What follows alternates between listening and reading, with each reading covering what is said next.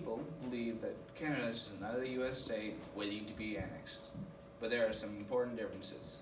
Canada is not America. Canada has its own culture and history. Hello, my name is Samuel Taylor, and I've done extensive research on this subject. First, I'll tell you about the government and education. Second, I'll tell about the different languages and how they affect life in Canada. And last, I'll tell you about the art and cuisine. According to the World Factbook, last updated in 2018, Canada's government is a federal constitutional monarchy. A constitutional monarchy is where the monarch or ruler is limited by a constitution or a list of rules that limit the monarch. A federal monarchy is where the monarch or ruler rules over a bunch of little states or provinces. The current monarch so the federal constitutional monarchy is a monarchy in which the monarch rules over a bunch of little states or provinces and is limited by a constitution. The current monarch is Queen Elizabeth II. The Queen is advised by the Queen's Privy Council and the Prime Minister. Education in Canada is for the most part publicly funded and overseen by the federal, provincial, and local governments. The curriculum is overseen by the province or state. The education in Canada is generally divided into primary education followed by secondary education and post-secondary. Primary is middle school, secondary is high school, and post-secondary is college.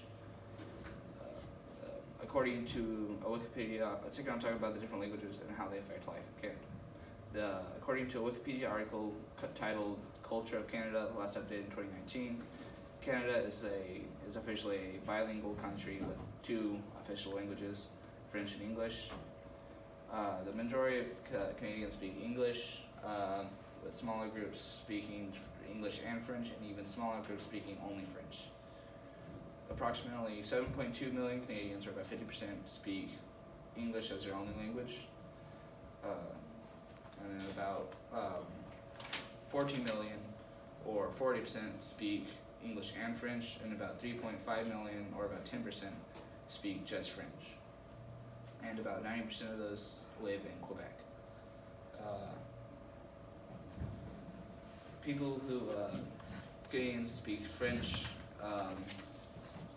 or French and English are known as French Canadians or Francophones, and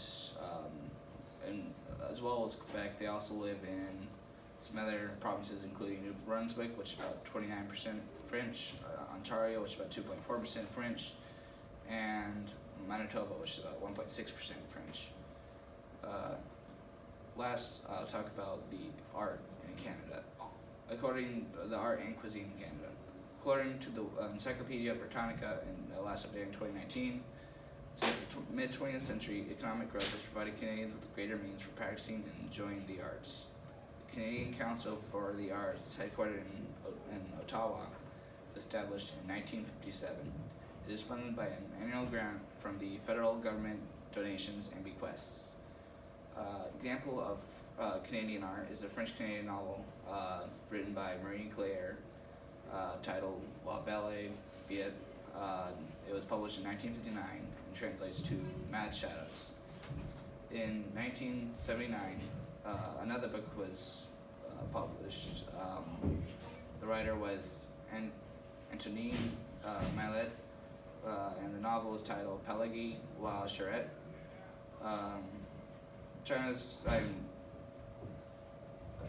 Canada's culture is mainly seen through its architecture, music, and cuisine.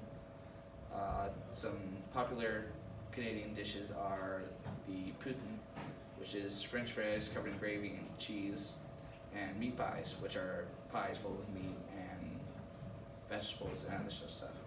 The architecture is a mixture of Gothic and French architecture.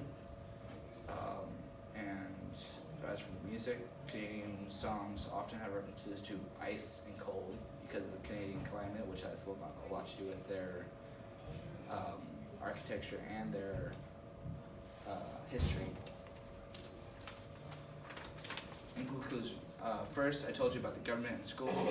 Second, I told you about the different languages and how they affect life in Canada. And last, I told you about the art and cuisine. Canada has a wonderful mixture of cultures, including American, Asian, French, and English. Thank you.